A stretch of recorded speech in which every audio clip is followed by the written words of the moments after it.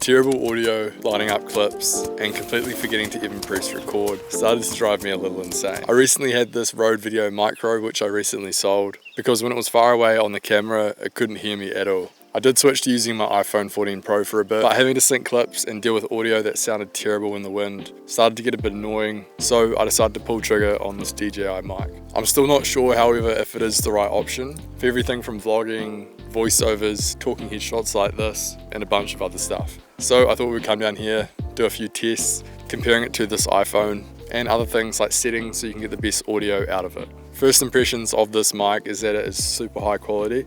It's really nice to hold. I actually prefer holding it than having it on my jersey right now, just because it's a little closer to my face and kind of gives me something to hold.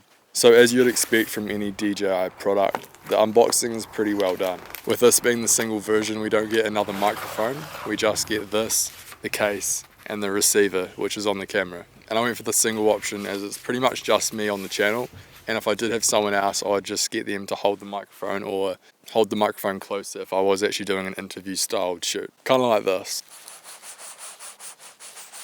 And you're able to press record with a pretty easy setup, which I'll explain soon. And like I said, the microphone's really tiny, but the way it's designed is really nice to hold and just feels really nice quality. Then we've got some paperwork, cords for charging, a dead cat, which is this little thing on top of the mic to stop all the wind noise, and a few other adapters depending on if you're using it on your main camera, which I am now, or your iPhone, which you'll then plug the receiver into this part. So now before we test the actual quality and sound of the camera, we want to dial in the settings, which I've already done, but we'll show you again just so you can get the best quality audio right from the get-go and kind of understand how it all works, which is important when you're spending this amount of money on a microphone. Setting up is pretty simple. It's pretty much just turning on these switches, linking with the receiver, or even just simply recording straight off this mic using the record button, which stores all the files on this, and then you just plug it straight into your computer and it's good to go. However, I kind of prefer having it on the camera because then all the syncing and audio is already on the file, which is getting recorded right now. Using the mono setting so that it's equal on both sides is also important, because if you have the two receivers or you just have this one and you have it on stereo, you're only going to get audio which is coming out the left side of your speakers that you're watching.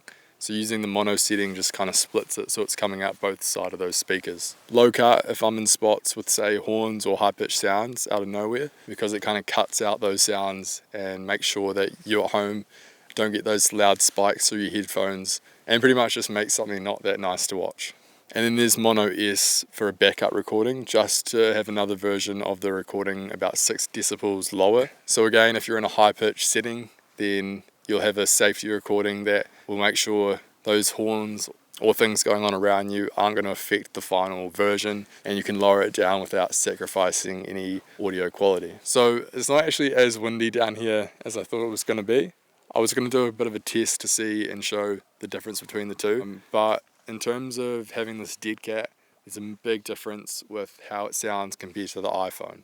It doesn't really compare to having this dead cat on the DJI mic. There's a slight breeze in the air, nothing too crazy, and this is on the DJI mic.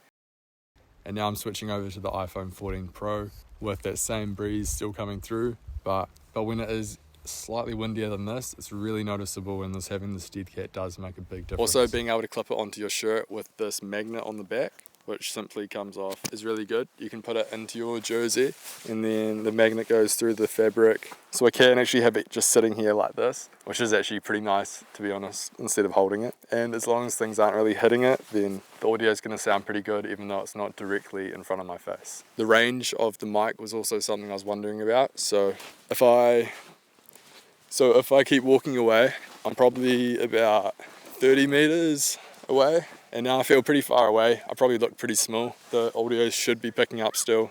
And something else to mention as well is this is like an omnidirectional mic. There's some people over behind these bushes over here, so you should be able to hear them. It basically just picks up audio from all around you. So the dog's like sniffing around, you might be able to hear them, but again, I think that low cut filter kind of takes those sounds and automatically just blocks them out, so it does make it a lot better. If you're on the fence of getting this mic, I definitely recommend it. It's definitely pricey, but in terms of the quality you're going to get, I definitely think it's worth it.